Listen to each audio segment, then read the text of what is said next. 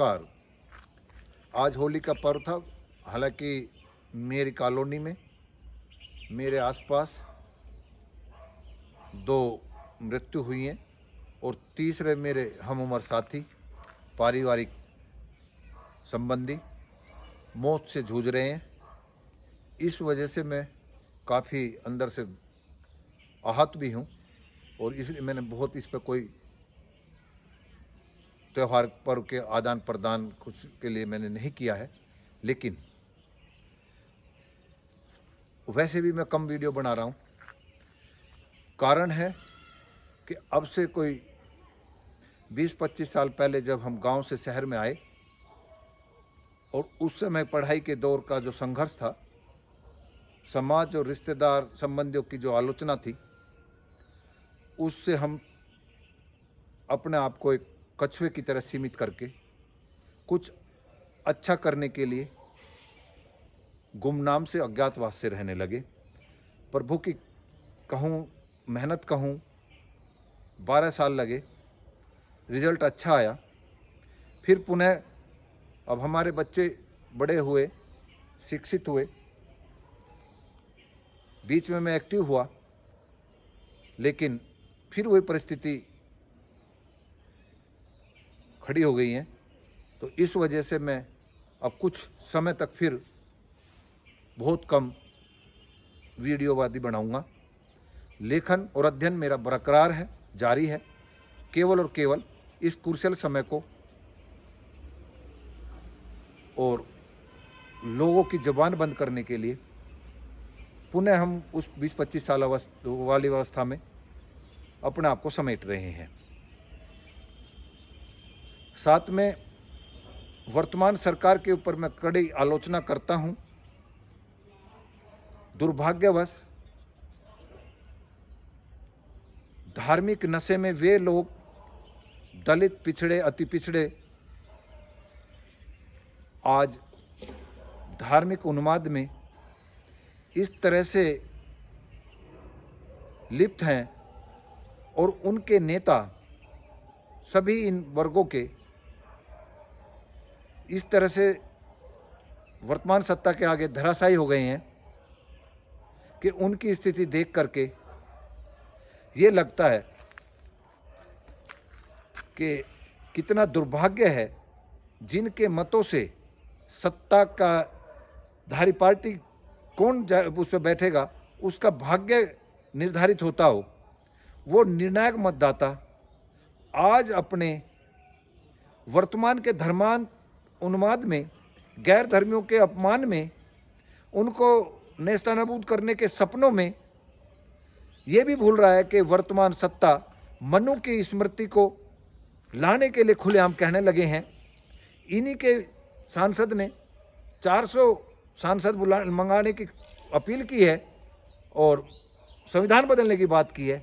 वे उस धार्मिक उन्माद में इतने लिप्त हो चुके हैं कि उन्हें अपने पुरखों के उस तप त्याग को भूल रहे हैं, जिनकी वजह से उनकी आज जो थोड़ी भी तो आर्थिक और सामाजिक और राजनीतिक स्थिति ठीक है, वे उसको दरकिनार करके, मैं उनका भी नहीं कुछ दोष मानता, उनके जो नेता बने, मजदूर नेता, किसान नेता, राजनीतिक नेता, सामाजिक नेता, उनके अपनी अति महत्वाकांक्षा, उनके काले कारनामों ने सत्ता के आगे सरेंडर कर दिया है।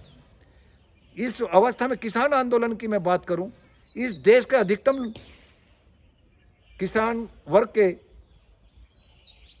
अन्य वर्ग जो जाटों से इतर हैं, वे इस कौम पर उम्मीद लगाए बैठे थे कि शायद ये कुछ सरकार को चुनौती देंगे। 3 कानून वापस होने के बाद में लोगों ने उम्मीद लगाई थी, लेकिन हमारे जातीय, किसान और राजनीतिक नेताओं ने घुटने टेक दिए इस सरकार के आगे। लॉजिक इस तरह के दिए जाते हैं जैसे अभी इलेक्ट्रल बॉन्ड में ये दे रहे हैं कि हमारे विपक्ष के पास इतना पैसा आया, उनके सांसद इतने इतने विधायक हैं, इनके हमारे इतने, बाइफ्रिकेट करोगे तो हम पे कम आया, उन पर अधिक आया।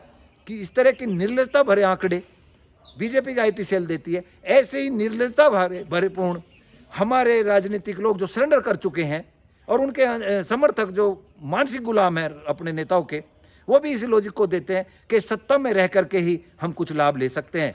उनको ये नहीं मालूम 10 साल के सरकार में, शासन में, इन्होंने अपने किए हुए वादों से मुकरे हुए हैं, पूरे नहीं किए हैं। आपके किसानों को मरता हुआ देख करके, बेटियों के अपमान को होता हुआ देख करके भी आप अभी भी उम्मीद लगा रहे हैं।